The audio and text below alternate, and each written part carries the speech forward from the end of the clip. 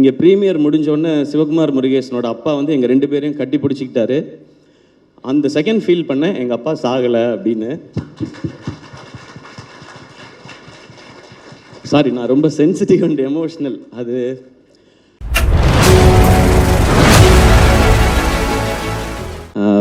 வந்திருக்க பத்திரிகை, தொலைக்காட்சி, இணையதள நண்பர்கள், கேமராமேன், ஃபோட்டோகிராஃபர்ஸ் எல்லாருக்கும் வணக்கம். இங்கே உட்காந்துருக்க தாய் கிழவி டீம் எல்லாருக்கும் வணக்கம்.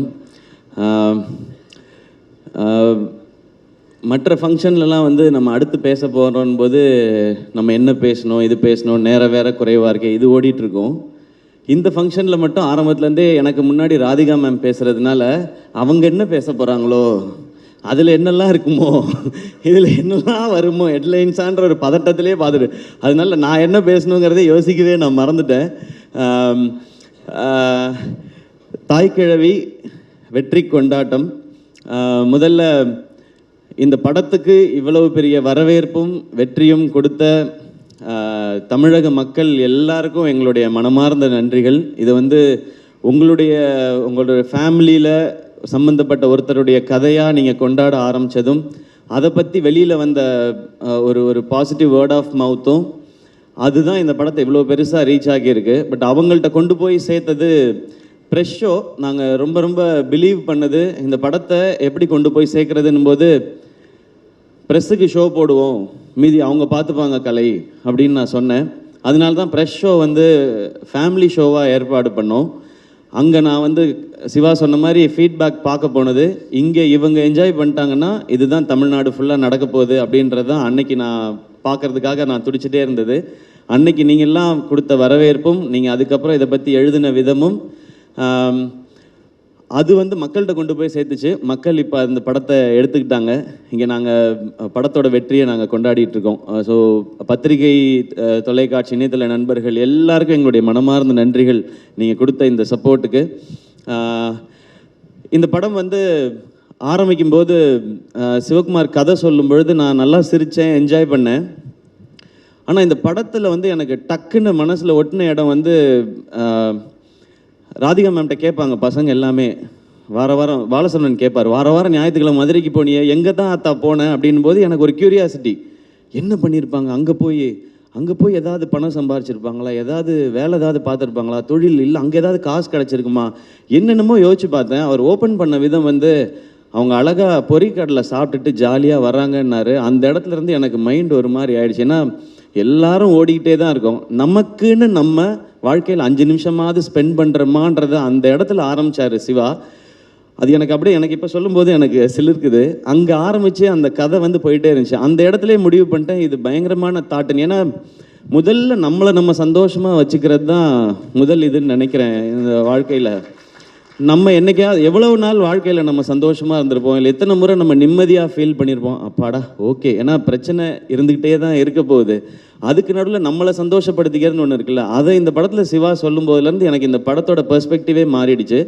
அப்படியே கடைசியாக பேசின வரைக்கும் அப்போ முடிவு பண்ணது தான் இந்த படத்தை பண்ணியே ஆகணும் அப்படிங்கிறது. அண்ட் அந்த சீன் சொன்னோடனே, சிவா நீ பயங்கரமான ஆலியா, கதை சொல்லும்போது ரொம்ப சாஃப்டாக அப்படி தான் இருக்கும். கதை சொல்லும்போது ரொம்ப ரொம்ப ரொம்ப தூரத்தில் இருந்தாலும் இந்த கதை கேட்கவே கேட்காது, பக்கத்தில் போய் தான் கேட்கணும். அன்னைக்கு ஆரம்பித்தது. அன்னையிலேருந்து நான் வந்து இந்த படம் ஜெயிச்சிரும், ஓடிரும், லாபம் வந்துடும், அந்த ஆங்கிள்குள்ளே நான் இல்லவே இல்லை. ஒரு சூப்பர் படம் நம்ம பண்ண போகிறோம், ஒரு சூப்பர் படம் பண்ண போகிறோம், ஒரு செம படம் பண்ண போகிறோம் அப்படின்றது மட்டும்தான் தோணிக்கிட்டே இருந்துச்சு. கலை வந்து இந்த படத்துடைய நம்பர்ஸ்லாம் பேசினார். நான் ஆடியோ லான்ச்சில் சொல்லிட்டேன், இது வந்து எங்களுக்கு ஆல்ரெடி லாபம்னு. நான் அன்னையிலேருந்து இதோட நம்பர்ஸை பற்றி நான் பேசுகிறத விட்டுட்டேன். நான் என்னெல்லாம் ரசித்தேனோ அது எல்லாத்தையும் ஆடியன்ஸ் அதே இடத்துல கைத்தட்டும் போதும், அதே இடத்துல விசில் அடிக்கும் போதும், அதே இடத்துல அவங்க கண் கலங்கும் போதும் எனக்கு ரொம்ப ரொம்ப சந்தோஷமாகவும் திருப்தியாகவும் இருந்தது சிவா. அந்த டைம்லலாம் நான் யோசிச்சது என்னென்னா, நம்ம ஒரு பயங்கரமான தயாரிப்பாளர், நம்ம ஒரு பயங்கரமான நடிகர்லாம் இல்லவே இல்லை, நம்ம ஒரு நல்ல ரசிகன் அப்படின்றது எனக்கு தோணுச்சு. ஏன்னா இந்த சினிமாவும் படங்கள் பண்ணிக்கிட்டே இருக்கும்போது விமர்சனங்கள்லாம் சில இது வந்துகிட்டே இருக்கும்போது நம்மளை அது குழப்பி விட்டுரும். எனக்கு அது நடந்திருக்காது.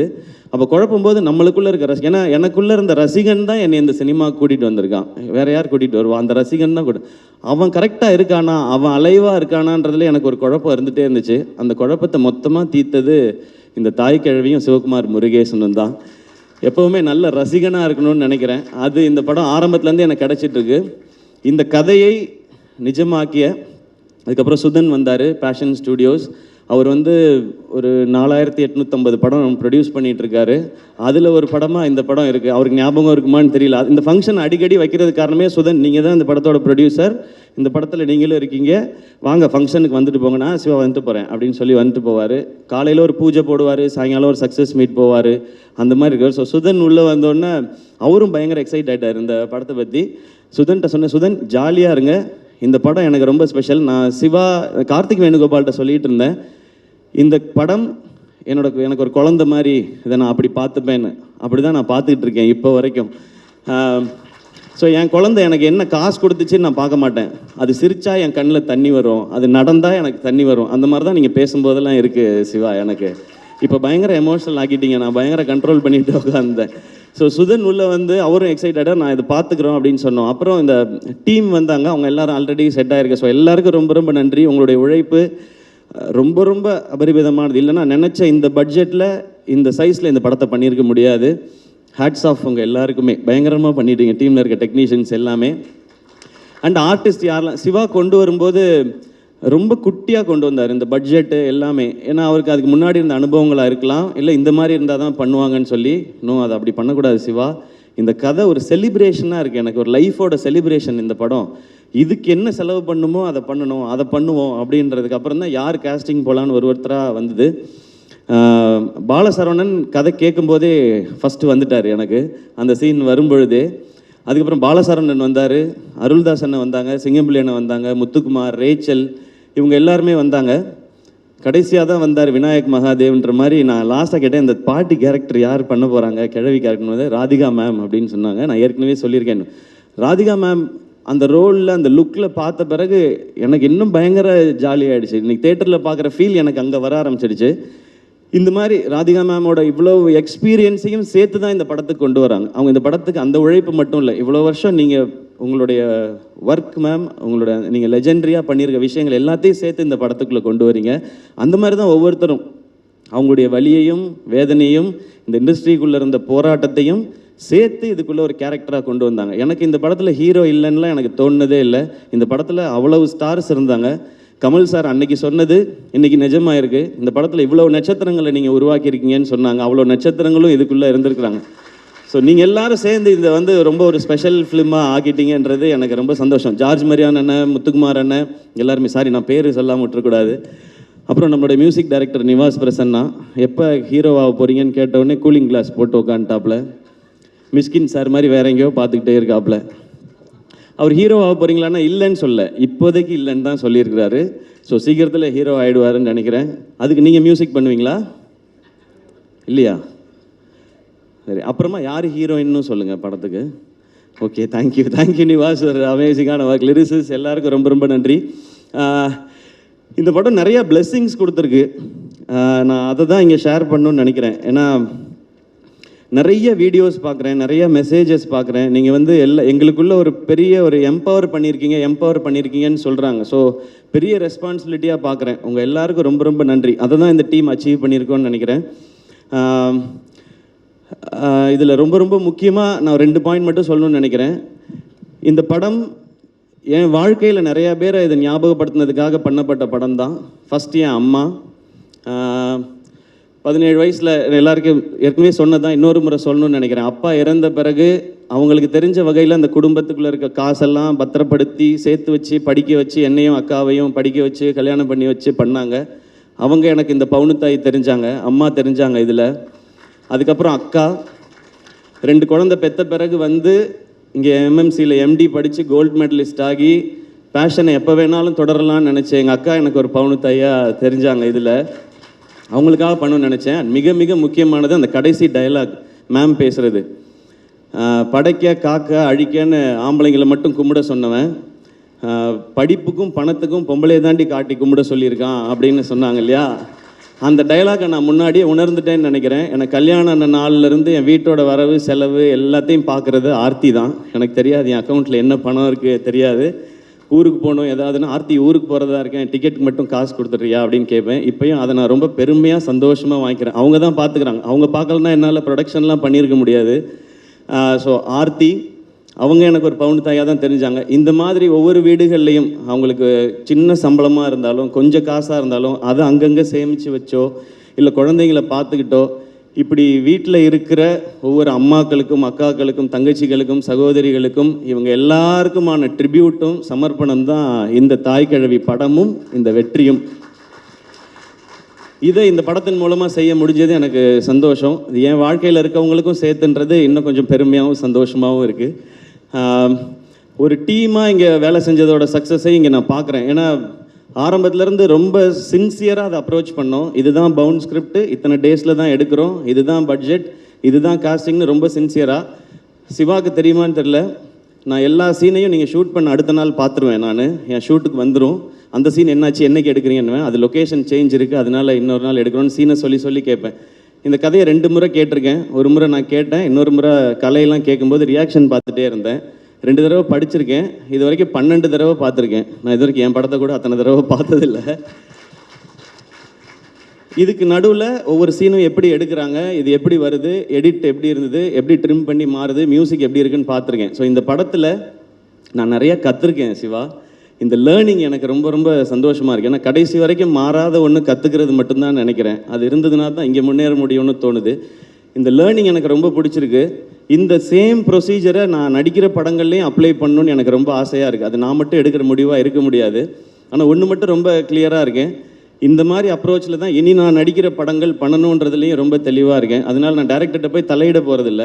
ஒவ்வொரு விஷயமும் தெளிவாக, ஒரு பவுண்ட் ஸ்கிரிப்ட்னா இவ்வளோ பேஜ் இவ்வளோ இருந்து தான் பண்ணணுன்னு கேட்கலாம். நீங்கள் இப்படி பண்ணால் பிளாக் பஸ்டர் ஆகிடுமா படம்னு, அது நமக்கு தெரியாது. நம்ம ப்ராசஸ் தான் பண்ண முடியும், ரிசல்ட் மக்கள் கையில் தான் இருக்குது. ஆனால் ப்ரொடியூசரோட காசை வேஸ்ட் பண்ணாமல் படம் பண்ண முடியும். அந்த மிச்சமாகிற அந்த காசு அந்த ப்ரொடியூசருக்கு இன்னொரு படம் பண்ணுறதுக்கு ஹெல்ப் பண்ணலாம், இல்லை அந்த காசு நம்ம படமே இன்னும் கொஞ்சம் பெருசாக பண்ணுறதுக்கு இருக்கலாம். ஸோ அதை நான் ஃபாலோ பண்ணணும்னு நினைக்கிறேன். அந்த நம்பிக்கையை திரும்ப கொடுத்ததுக்காக இந்த என்டையர் டீமுக்கும் நான் தேங்க்ஸும் சொல்லிக்கிறேன். நான் இங்கே நிறைய பேர் உழைச்சிருக்கிறாங்க. இது டீமாக சேர்ந்து அவங்கெல்லாம் கொண்டு வர வெற்றி. அண்ட் இன்னொன்று எனக்கு ரொம்ப ரொம்ப ஸ்பெஷலாக அந்த ப்ரொடக்ஷன் பண்ணும்போதெல்லாம் இருக்கிற ஒரு விஷயம், ஃபர்ஸ்ட் நெஞ்சமுட்டு நேர்மையுண்டு படம் ஃபர்ஸ்ட் ஷோ பார்க்கும்போது அந்த படம் முடிஞ்சோடனே எல்லாரும் கார்த்திக் வேணுகோபால்னு போடும்போது பயங்கரமாக கிளாப் பண்ணாங்க. அப்போ அவங்க அப்பா ரொம்ப எமோஷனல் ஆகி கார்த்திக் வேணுகோபாலை கட்டி பிடிச்சிட்டார். அவர் ரொம்ப ஸ்ட்ரிக்ட் அவர்கிட்ட. அதே மாதிரி ஒரு தருணம் இங்கே ப்ரீமியர் முடிஞ்சோடனே சிவகுமார் முருகேசனோட அப்பா வந்து எங்கள் 2 பேரையும் கட்டி பிடிச்சிக்கிட்டாரு. அந்த செகண்ட் ஃபீல் பண்ணேன், எங்கள் அப்பா சாகலை அப்படின்னு. சாரி, நான் ரொம்ப சென்சிட்டிவ் அண்ட் எமோஷ்னல். அது ஸோ அது கிடைச்சதெல்லாம் தான் எனக்கு ரொம்ப ரொம்ப பெரிய இது ஒரு நிறைவை கொடுக்குது. எனக்கு அமரன் மாதிரி வெற்றி, தாய்க்கிழவி மாதிரி வெற்றி, கணா மாதிரி வெற்றி வரும்போது ஒரு நிறைவையும் ஒரு அமைதியையும் கொடுக்குது. அந்த அமைதி இன்னும் ஒழுங்காக வேலை செய்யணுன்றதை சொல்லிக்கிட்டே இருக்குது. நிச்சயமாக செய்வோம். ஏன்னா இங்கே வெற்றிங்கிறது விளையாட்டில் கூட விளையாட்டாக வராது. அதுக்கு உழைக்கணும், அதுக்கு ஒரு டீமாக உழைக்கணும். அந்த மாதிரி உழைச்சா வெற்றி எப்பயுமே சாத்தியப்படுங்கிறது இந்த மேடை திரும்ப சொல்லி கொடுத்துருக்கு. அண்ட் என்னோடய ஃபேன்ஸான பிரதர்ஸ் அண்ட் சிஸ்டர்ஸ், இது அண்ணன் படம் தான் அப்படிங்கிறத மாதிரி எடுத்துகிட்டு போய் கிரவுண்ட்லேயும் சரி சோஷியல் மீடியாலையும் சரி இன்றைக்கி வரைக்கும் அதை நீங்கள் செலிப்ரேட் பண்ணிட்டே இருக்கீங்க.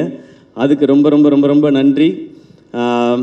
அடுத்து சேயோன் சிவாவோட தான். மேம் சொன்ன மாதிரி இன்னும் கொஞ்சம் கரெக்டாக வேலை பார்த்து அதை இன்னும் கொஞ்சம் நல்லா பண்ணணும். அதுக்கு இன்னும் கொஞ்சம் டைம் எடுத்துக்கிறோம். இந்த மாதம் ஷூட் போகிறதா இருந்துச்சு. பட் இந்த மாதம் இந்த படத்துக்கான வேலையில் சிவாவும் இருந்ததுனால சரி அவரை ப்ரெஷர் போடக்கூடாதுன்னு டைம் எடுத்து அழகாக பண்ணுறோம். நெக்ஸ்ட் மந்த் தான் போகிறோம். அதுவும் நல்லபடியாக நடக்கும். அண்ட் எஸ்கே ப்ரொடக்ஷன் இந்த படம் லாபகரமான படம்னு சொன்னேன். ஆனால் இந்த லாபம் நிச்சயமாக நல்ல விஷயங்கள், அழகான விஷயங்களுக்கே பயன்படும். முதல்ல என்னை சுற்றி இருக்கிற அவங்களுக்கு ஏதாவது ஒரு நல்லது செய்யணும்னு நினைக்கிறேன். அப்புறம் இன்னும் தேவைப்படுற சிலருக்கு சில நல்லதுகளை செய்யணும்னு நினைக்கிறேன். அது எப்பவும் அது அப்பா பேரில் இருக்கிற அந்த ட்ரஸ்டின் மூலமாக எதுவும் நடந்துகிட்டே இருக்கும். ஒரு பகுதியை எடுத்து எஸ்கே ப்ரொடக்ஷனில் நான் சொன்னேன் இல்லையா, இந்த ஸ்டேஜை இன்னும் கொஞ்சம் பெருசு பண்ணி டேலண்ட்ஸ்க்கான ஆப்பர்ச்சுனிட்டியாக இருக்கணும்னு சொல்லி. ஸோ அது நெக்ஸ்ட்டு ஒரு புது டேலண்ட், ஒரு புது இயக்குனரை நாங்கள் அறிமுகப்படுத்தணும்னு நினைக்கிறோம். இந்த படம் அந்த நம்பிக்கையும் கொடுத்துருக்கு. அவரை மட்டும் இந்த ஸ்டேஜில் நான் இன்ட்ரடியூஸ் பண்ணிக்கிறேன். எஸ்கே ப்ரொடக்ஷன்ஸோட 10வது திரைப்படம், அதை இயக்க போகிற புதுமுக இயக்குனர். ஒரு பெரிய கைத்தட்டல் கொடுத்துடலாம். ஸோ எஸ்கே ப்ரொடக்ஷன்ஸுடைய 10வது படத்தின் டைரக்டர் அம்மாமுத்து சூர்யா. அவர் தான் நெக்ஸ்ட் எஸ்கே ப்ரொடக்ஷனில் லான்ச் ஆகிற டைரக்டர். இவர் தான். இருந்தாலும் ஃபோட்டோவில் கொஞ்சம் சிரிச்சிருக்கலாம். கலர்ஃபுல்லாக இருக்கு. ஆமாம், இல்லை இந்த படம் ஃபேமிலி லேடிஸ் அவங்களுக்காக ரொம்ப ஸ்பெஷலாக பண்ணோம். அடுத்த படம் வந்து ஒரு யூத்துக்கான அவங்கள பற்றின ஒரு படமாக இருக்கும், ஒரு யூத்ஃபுல் என்டர்டெய்னராக இருக்கும். ஒரு ஃபைனல் ஸ்கிரிப்ட் இப்போ அவர் எழுதிட்டு இருக்காரு. அது முடிச்சதுக்கப்புறம் காஸ்ட் யார் பண்ண போகிறா என்னன்றதை ஒன்று ஒன்றா அனௌன்ஸ் பண்ணுவோம். எனக்கு இந்த ஸ்டேஜில் சொல்லணும்னு தோணுச்சு, ஏன்னா இது ரொம்ப பாசிட்டிவாக இருக்குது. இந்த ஃபேமிலி எல்லாம் சேர்த்து தான் இது வாய்ப்பையும் சாத்தியப்படுத்தியிருக்குன்னு நான் நம்புகிறேன். ஸோ அங்கே சொல்லணும்னு நினச்சேன். நீங்கள் எதாவது சொல்லணுமா? வேணாமா? தேங்க்யூ. படத்தோட ஆடியோ லான்ச் சக்ஸஸ் மீட்டில் கொஞ்சம் டீட்டெயில்டாக பேசிக்கிறேன் Okay, அப்படின்ற மாதிரி ஒரு மைண்ட் வாய்ஸ் புரியுது. வாழ்த்துக்கள் ப்ரோ, வாழ்த்துக்கள்.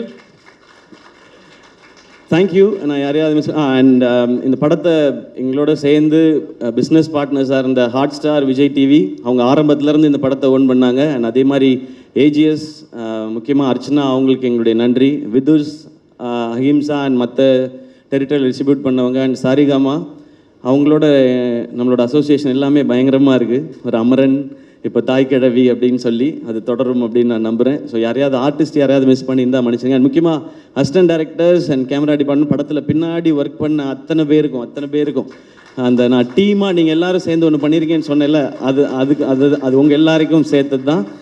Thank you once again. அண்ட் என்னோட எஸ்கே ப்ரொடக்ஷன்ஸோட டீம், கலை ப்ரோ, நான் எல்லாட்டையும் சொல்கிறது தான். அவர் சீன் பேப்பர் ஸ்கிரிப்ட் புக் இல்லாமல் டைரக்டரோட டிஸ்கஷன்ஸே வச்சுக்க மாட்டார். ரேண்டமாக ஏன் இன்றைக்கி 150 பேர் போட்டிருக்கீங்க, 50 பேரை கட் பண்ணுங்கள் அப்படி சொல்கிற ஆள் இல்லை. இது என்ன சீன், எங்கே நடக்குது, அதை ஃபுல்லாக படித்து இது என்ன டியூரேஷன் வரும்ன்றது வரைக்கும் அவர் பிளான் பண்ணி தான் பண்ணுவார். ஸோ நம்ம நினைக்கிற விஷன் அச்சீவ் பண்ணுறதுக்கு அந்த மாதிரி ஆட்களோட பயணித்தா தான் முடியும். ஸோ கலை, அதுக்கப்புறம் ராகுல் தான் டிசைன்ஸ் எல்லாம் அவரை தான் போட்டு விரட்டிக்கிட்டே இருப்போம். ராகுல், கார்த்தி, திவாகர், உங்கள் எல்லாருக்கும் ரொம்ப ரொம்ப நன்றி. நான் ரொம்ப ஆசையாக பண்ண படம் இது. அதில் ஒரு சின்ன ஒரு டென்ட் கூட விடாமல் இந்த செகண்ட் வரைக்கும் பார்த்துக்கிட்டது இந்த 4 பேரும். உங்களுக்கு ரொம்ப பெரிய நன்றி. அண்ட் என்டையர் டீமுக்கும் மீண்டும் ஒரு முறை நன்றி, வாழ்த்துக்கள். இது ஒரு செலிப்ரேஷன். இன்னொரு செலிப்ரேஷன் ஒன்று இருக்குது, இன்னும் பெருசாக. அதுவும் நான் உங்களுக்கு சொல்கிறேன். அப்பயும் நீங்கள் இதே மாதிரி வரணும். ஏன்னா அருள்தாஸ் அண்ணன், முத்துக்குமார் அண்ணன், சிங்கம்புலி அண்ணன், பாலா, ஜார்ஜ் மரியான், ரேச்சல் எல்லாமே பயங்கர பிஸியான ஆர்டிஸ்ட்டு.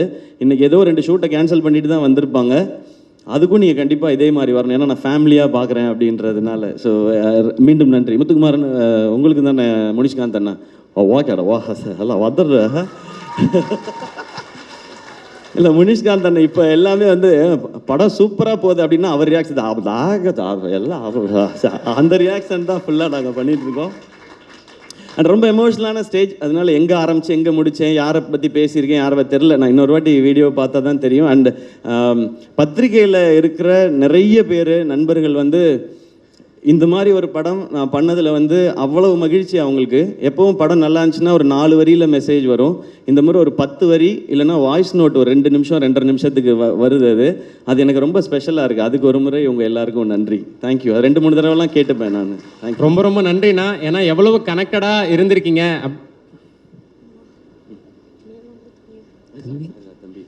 ஆமாம், என்னையை மறந்துட்டீங்க அப்படின்றான். சாரிடா தம்பி. பவுனுத்தாய் வசூலுக்கு வந்துட்டான்னு ஃபஸ்ட் டைம் பவுனுத்தாய் இவ்வளோ வசூல் பண்ண போகிறான்னு அனௌன்ஸ் பண்ணது இவர் தான். சூப்பர் தம்பி, சூப்பராக பண்ணுங்க. என்ன படிக்கிறீங்க? என்னடா தம்பி, என்ன பழைய வேலைக்கு அமுச்சு விட்ட மாதிரி இருக்குடா எனக்கு. சூப்பர் சிங்கர் ஞாபகம்லாம் வருது எனக்கு. 5th படிக்கிறியா? படிக்கணும். ஓகே, அப்பப்போ தான் நடிக்கணும். பெருசாக ஃபுல்லாக நடிச்சுக்கலாம். ஓகே சொல்லிட்டாரு, ஃபாலோ பண்ணிக்கணும். ஓகே, வாழ்த்துக்கள். தேங்க்யூ. கை கொடு. குட் பாய். வாங்க. சாரிண்ணே. அந்த அது என்ன எப்பா, அந்த சந்தில் இடுக்கில் இருக்க யாராவது இருந்தால் வந்துருங்க. அப்புறம் கபாலி மரியாதை செய்யலைன்னு யாரும் கோச்சிக்காதீங்க. அந்த மாதிரி ஆயிடுச்சு. இப்போ யாரையாவது மிஸ் பண்ணியிருந்தா வெரி சாரி. அதானே ஏற்கனவே சொன்ன மாதிரி உங்களுக்கு இந்த படம் எவ்வளோ கனெக்டடாக இருந்திருக்கு, ஸ்கிரிப்டில் இருந்து இப்போ படத்தோட ரெஸ்பான்ஸ் வரைக்கும்ன்றது புரிஞ்சுக்க முடிஞ்சது. ஸோ நீங்கள் பர்சனலாக எவ்வளோ கனெக்டாக இருந்திருக்கீங்க இந்த கதை மேலே, வரக்கூடிய மக்களோட ரெஸ்பான்ஸ் மேலே அப்படின்றது புரிஞ்சுக்க முடிஞ்சது. ஸோ அடுத்தடுத்து நல்ல ப்ராஜெக்ட்ஸ் எஸ்கே ப்ரொடக்ஷன்ஸ்லேருந்து நாங்கள் எதிர்பார்க்குறோம். ஸோ அதுக்கான விதையாக அடுத்தடுத்து என்ன நடக்குதுன்றது புரிஞ்சுக்க முடிஞ்சது. நன்றி. அண்ட் நான் இங்கே தமிழ் மக்கள், உலகம் ஃபுல்லாக இருக்கிற தமிழ் மக்களுக்கு ரொம்ப பெரிய நன்றி சொல்லணும். ஏன்னா ஃபாரின்லேயும் இது வந்து ரொம்ப பெரிய சக்ஸஸ் ஆகிருக்கு. அவ்வளோ பேர் பார்த்துருக்குறாங்க. கலை சொல்லும்போது தமிழ்நாட்டில் பார்த்தவங்க நம்பர் மட்டும்தான் சொன்னார், எவ்வளோ பேர் பார்த்தாங்கன்றது. இது கர்நாடகாவில் இருக்கிற நம்ம தமிழ் மக்களாக இருக்கட்டும், ஃபாரினில் இருக்கிறவங்க, ஸோ எல்லாருக்கும் ரொம்ப நன்றி. இப்போ நிறைய பேர் சொல்கிறது இந்த மாதிரி படங்கள் தைரியமாக பண்ணலாம், இந்த மாதிரி படம் பண்ணால் கண்டிப்பாக ஜெயிக்கும், வசூல் பண்ணும் அப்படின்ற ஒரு நம்பிக்கை மீண்டும் ஒரு முறை இந்த படம் விதைச்சிருக்குன்னாங்க. இது மறுபடியும் சொல்கிறேன், இது எஸ்கே ப்ரொடக்ஷன்ஸ்க்கோ தாய் கிழவி டீமோட சக்ஸஸ் இல்லை, இது தமிழ் சினிமாவோட சக்ஸஸ், தமிழ் சினிமா ரசிகர்களோட சக்ஸஸ். அப்படி தான் நான் பார்க்குறேன்.